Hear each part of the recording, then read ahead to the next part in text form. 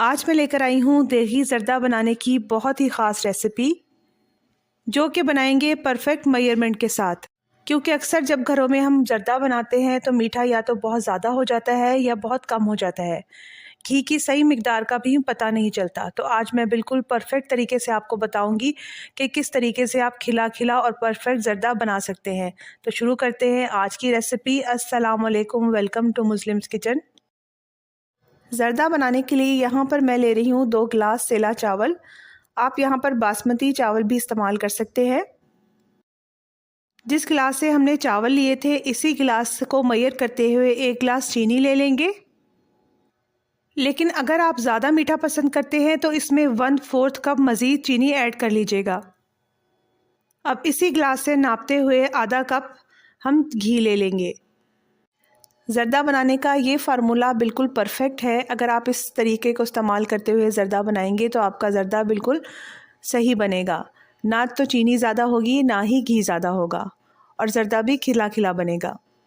यहाँ पर चावलों को सबसे पहले अच्छी तरीके से धो लेंगे और 2 घंटे के लिए रख देंगे भिगोकर। क्योंकि मैं सेला चावल इस्तेमाल कर रही हूँ, आप जो भी चावल इस्तेमाल करें उसके हिसाब से उसको भिगो लीजिएगा। यहाँ पर चावलों को खुले पानी के अंदर बॉईल कर लेंगे।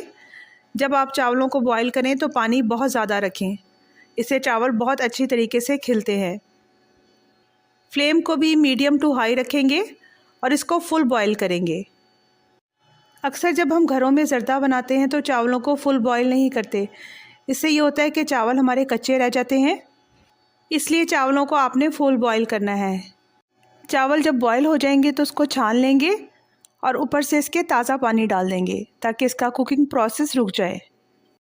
यहाँ पर हमने इस तरीके से 3 बाउल लेने हैं। बॉयल चावलों में से 3 टेबलस्पून हम निकाल लेंगे और सबके अंदर थोड़ा थोड़ा फूड कलर ऐड कर देंगे और अच्छी तरीके से मिक्स कर लेंगे।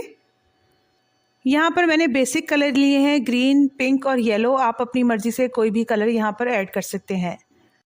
यहाँ पर मैंने कुछ ड्राई फ्रूट्स लिए हैं जिसको थोड़े से ऑयल के अंदर रोस्ट कर लेंगे ताकि क्रंची सा फ्लेवर आ जाए, और इसको प्लेट के अंदर निकाल लेंगे।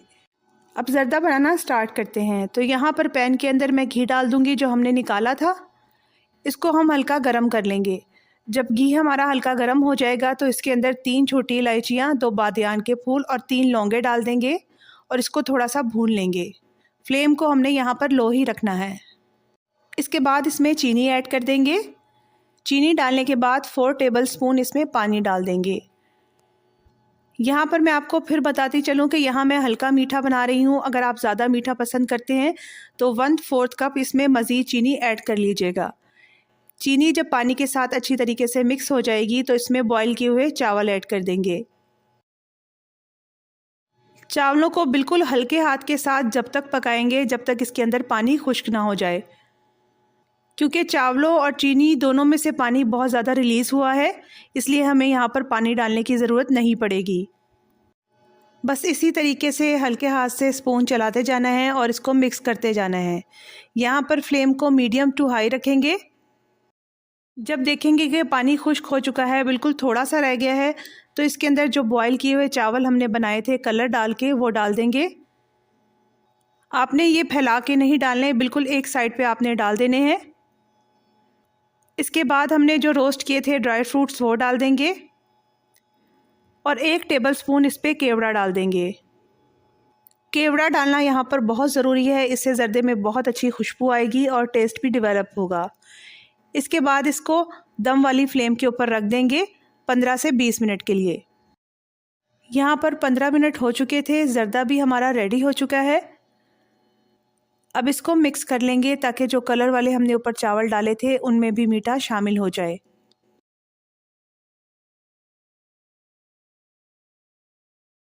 और इस तरह से बहुत ही मज़ेदार और बहुत ही खुशबूदार देगी ज़र्दा रेडी हो चुका है। बस आपने सारे टिप्स को मेरे फॉलो करना है तो इंशाल्लाह आपका ज़र्दा भी इतना ही मज़ेदार बनेगा।